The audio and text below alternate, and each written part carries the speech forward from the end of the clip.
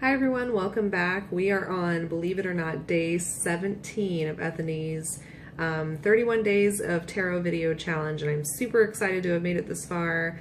A lot of things have changed while I've been recording, and I don't want to waste a whole lot of time explaining that, but I feel way more comfortable and my throat chakra is going, even though we're in Mercury retrograde and all that good stuff. So anyway, on to the prompt. Do you use readings with reversals, or do you use reversals and readings? Why or why not? I was just having a conversation with somebody about this today, or a few days before you watch this. Absolutely, I like to use reversals, even though I struggle with them sometimes. Here's the thing, here's the reason why.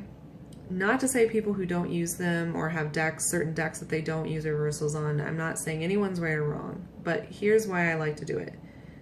I think it gives you kind of a heads up, first of all, because it will definitely indicate energy blockages in your life or in the situation at hand.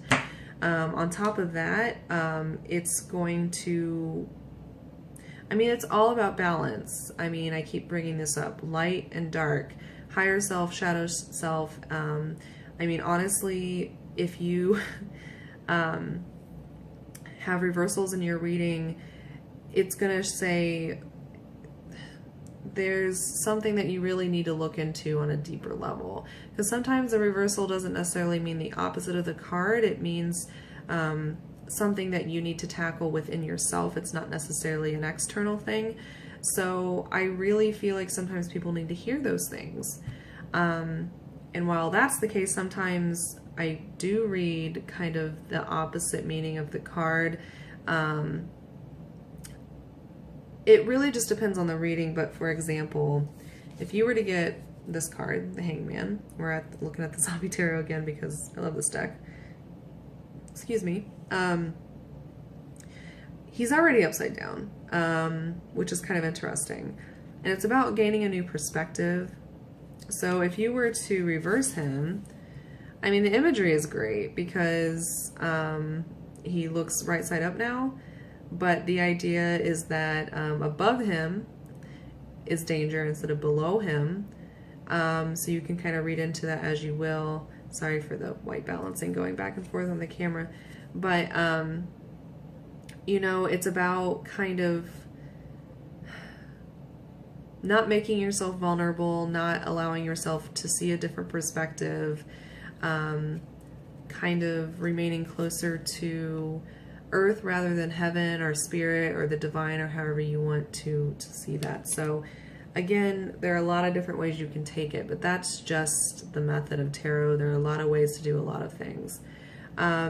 So a couple, I've brought this up before a couple times. A couple cards are actually softer, I say, if they're reversed, which meaning if they're, like, say for example, the Tower is supposed to be kind of an unexpected event or shock in your life, it would soften the blow if it was reversed. Some people may see that as like, oh, it's actually going to be worse because it's you may not actually see it coming quite as much or anything like that, but honestly I kind of see it as a softer one. Same with the Three of Swords. But they can get a little bit more hardcore, some cards, if they are reversed. Say for if the Moon reversed was happening.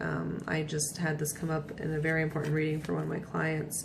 The Moon is already about kind of your shadow self and the mysterious things going on in your life, but having it reversed means you're suppressing that even further, denying certain things, just kind of